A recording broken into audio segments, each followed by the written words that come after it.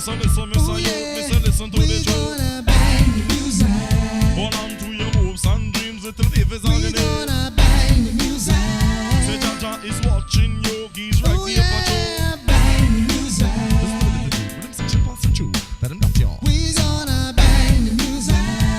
Come and say listen, me say youth, me say listen to the We truth. gonna bang the music. Hold on to your hopes and dreams, little.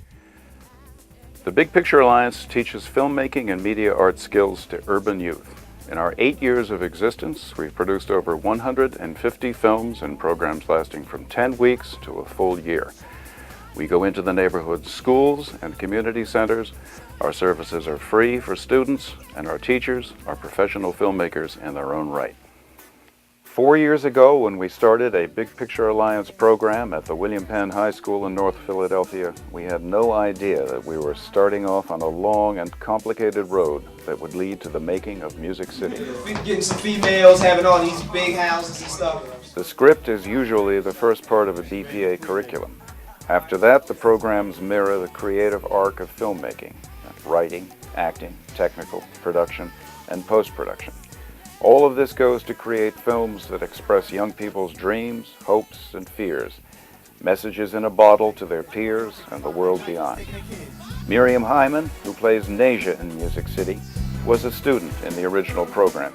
We would come in here, we would figure out what we wanted the script to be about, we would start establishing characters, and we would take it to the board.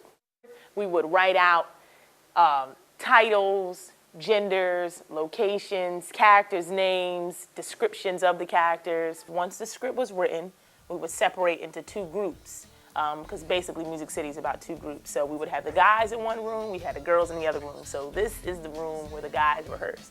So this is history right here. I understand how you feel about him towards that person. It's like a lot of animosity in between. Sometimes you keep people at arm's length a little bit by your wit. Writing is difficult. We found students writing alone could produce plots and characters, but dialogue didn't come easy.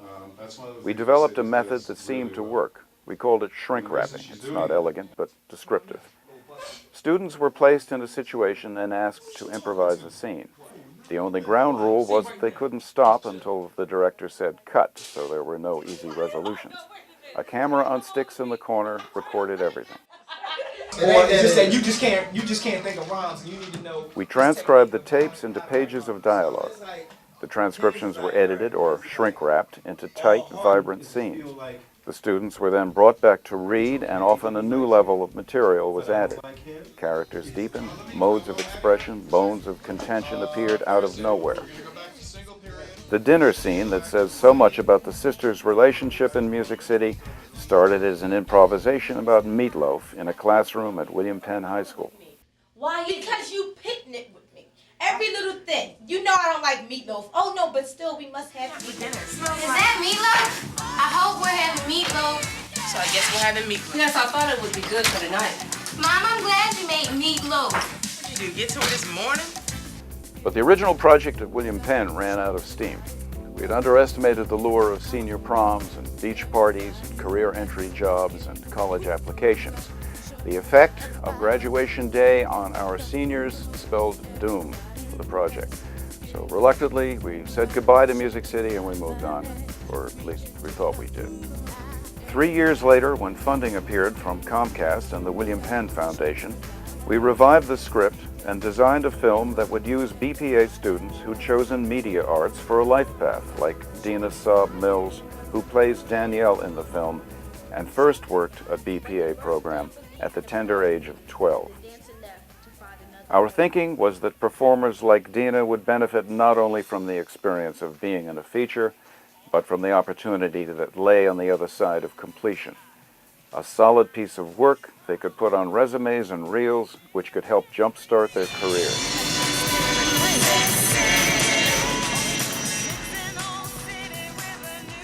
The first read-through was at the BPA office in June. We were apprehensive. We hadn't heard these words spoken for a few years, but the script developed at William Penn High School was as fresh as the day it was written. I'm probably going to be a little softer on that one. I remember the first rehearsal. it was us. All the actors were sitting in this same exact room right here, and we were all reading over the script. And Jared pulled me to the side and told me basically that go ahead, do what you feel like, read the script, get the point across. And it was good to know that I had that leniency to go ahead and, throw improv dialogue out there and, throw something in whenever I felt like it. That was fun.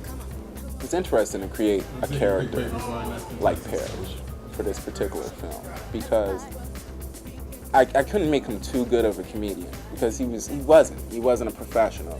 But then again, he had to have a viewpoint of his comedy always trying to make people feel better. It wasn't always about him trying to actually make people laugh. It was just about making them feel better off of his own stupidity if he had to.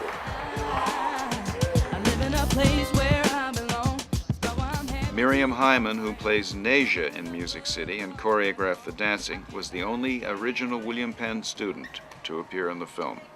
Initially, when coming onto the project, I was under the impression that I was only going to be acting. However, Jared, knowing that I had a hip-hop background, approached me about doing the choreography for the film. This made me very excited because it allowed me to focus on the two disciplines that I had been training in, which were my acting and choreography. One of the main challenges within the film was working with three young ladies who didn't necessarily have a hip-hop background. Out of the three, there was one young lady, Chiquita, who plays the part of Mercedes. She actually was a hip-hop dancer, so there wasn't a whole lot of work there. It was just a matter of just teaching her the choreography. The other two young ladies were trained primarily in ballet, jazz, modern, and a little bit of African. So the main focus for them was to get us all looking as if we had been doing hip-hop dancing for quite some time, to get their movements a little bit more grounded and a little bit more funkier than they were used to doing. I was delighted our classroom techniques had worked. The script was solid, and our aspiring professionals were able to give it new life. Here are 3 examples. I done raised you, I done brought you up right. You ain't got to talk to me like that. Yeah. You never did, and you ain't gonna start now. Well, it wasn't like that before you started hitting my mom. Saying I had respect for you. I'm saying anytime a man hit a woman, that's not respect. I have respect for you, but anytime a man hits a woman, that ain't respect. I told you we got problems. So what you have problems? Your big problem is how you deal with it. Listen here.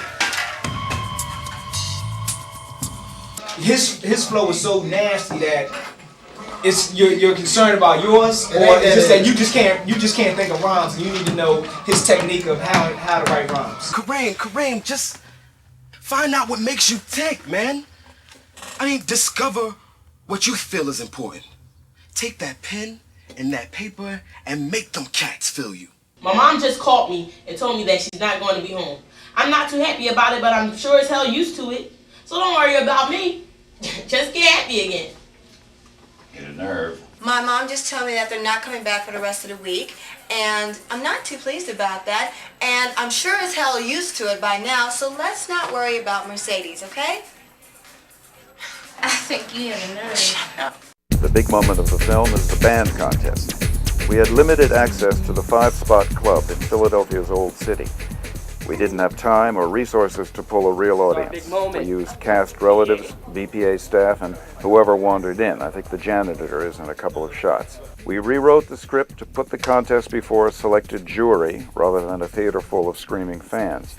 The bands showed up at odd hours, but we had to be out by 5 p.m., which gave us a limited window. Our shooting was restricted, in the sense that the camera couldn't wander to the audience because there wasn't one. So there are no shots tying audience and performers together. The green room sequences were shot a month afterward at the BPA office. Tying 3 separate elements together into one timeline was difficult. We have a good editor. The bands were local students. We put the word out and then depended on whoever showed up. In some cases they were good, some bad. In one case, a young singer named Jasmine Sullivan was signed to a recording label the very week of the film.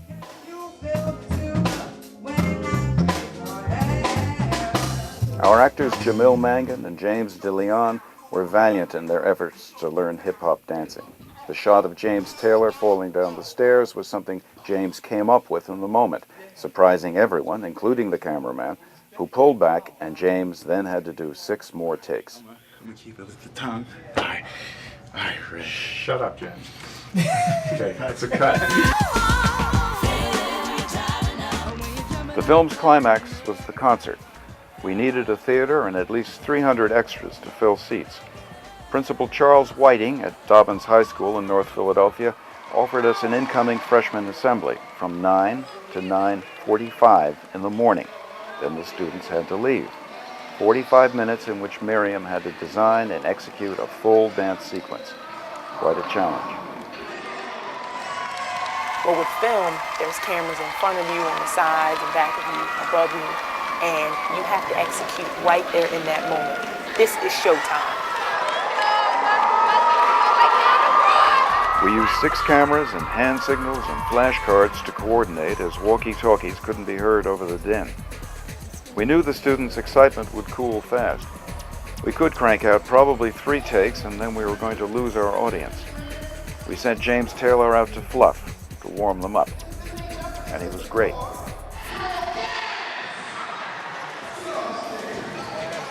The rented smoke machine was low rent, either too much or too little at a time, causing matching problems. The hand mics were lost in the crush, and the girls had to improvise with wire paperweights from the principal's office.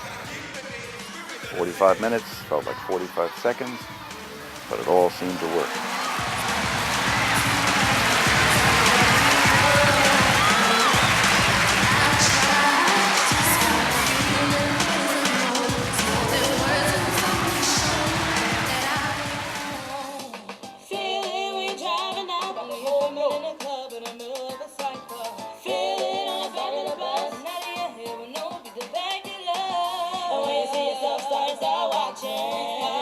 That was hot.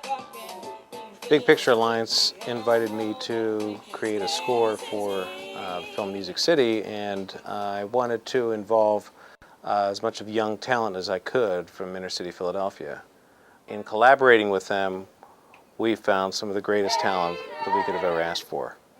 Mike Taylor, who wrote the song City of Music, came down and tried his hand as a producer.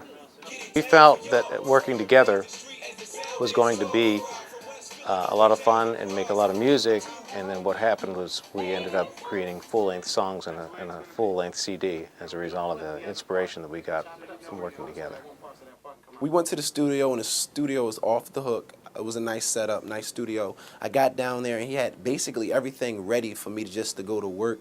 I came, he had everything all printed. I met the girls were singing, excellent singers, and they just did the thing, you know. I did a little bit of producing. I didn't expect the talent to knock me out the way they did. I knew that we were going to be dealing with some really good talent.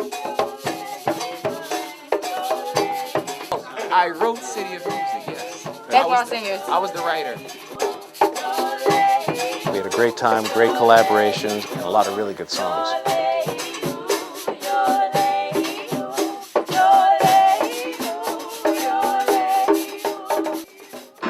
Working on Music City helped me a lot as a person and also as an artist. You know, it helped me to deal with other actors and working with crew members, and it helped me to be patient.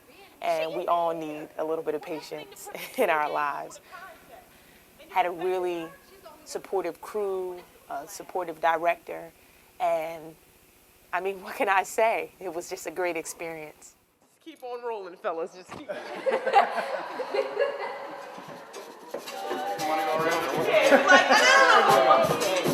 You know?